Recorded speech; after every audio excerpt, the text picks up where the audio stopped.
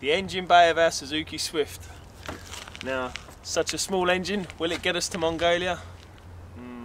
It's a Suzuki G10 engine which has been in production for quite a long time, used in various cars from Australia, Suzuki Swift versions to American Suzuki Swift versions. It's a tiny little 3-cylinder 1-litre engine that's quite hot, creating a 993cc engine. Keeping in with the rally rules, we wanted it down as a 1-litre engine. If we'd have gone bigger, it kind of defeats the object of making a task easy. Got a single point injector unit, which we wanted a carburettor really, but most of the cars with the 10-year rule now have to have injectors in them. Got a new clutch to go in, which hopefully this weekend we'll be putting the new clutch in. We've got a fellow who's a mechanic called Steve Wolstenholme who's going to help us and teach us how to put a new clutch in. We've also got a new timing belt which we're going to put on as well, because it's got 48,000 miles on.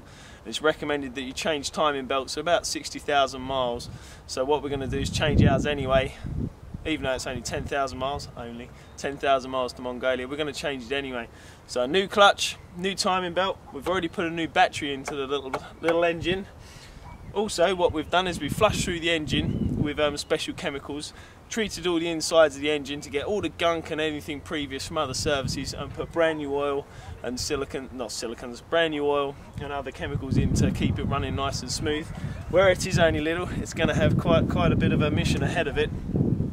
Also, we put additives through the fuel and have cleaned out the injector system, which is just under the filter there. So that's going to be hopefully running nice and smooth. To be honest, the engine sounds really good. A lot of mechanics that looked over it said, yeah, that's a nice little car, that should get you there. Also, another adaptation to the engine that we're doing is we're going to run a snorkel from here into the side wing and then up on the roof. Hopefully what that's going to achieve for us is less dust going into the air chamber here, therefore clogging up, getting in the fuel mixture.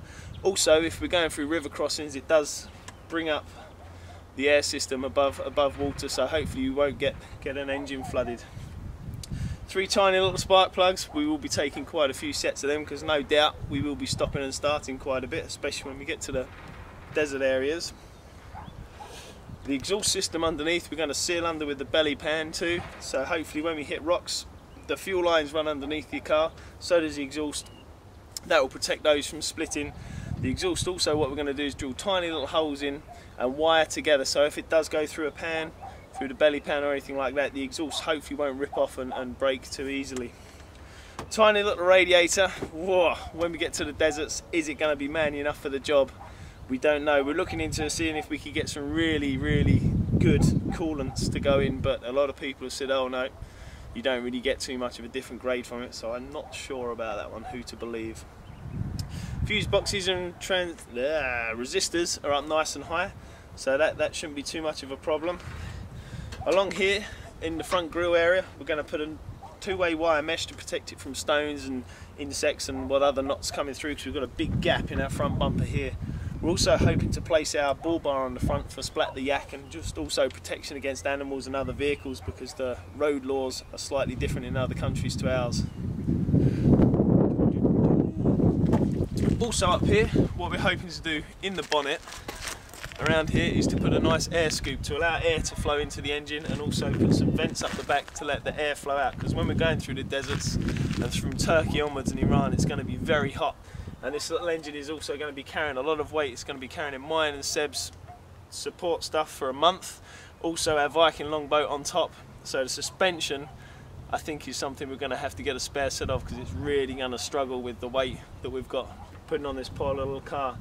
So the engine, sweet as a nut, really good reviews on them, but it's going to have a lot of strain put on it, a lot of miles in a very short time. So things like starter motors, alternators, distributors, we're thinking of, we're going to need as spares as well. So a couple of visits to the scrap yards I think.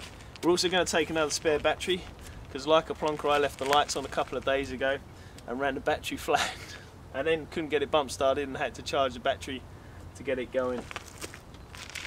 Our little car, our little engine, will it make it? Yeah, of course it will.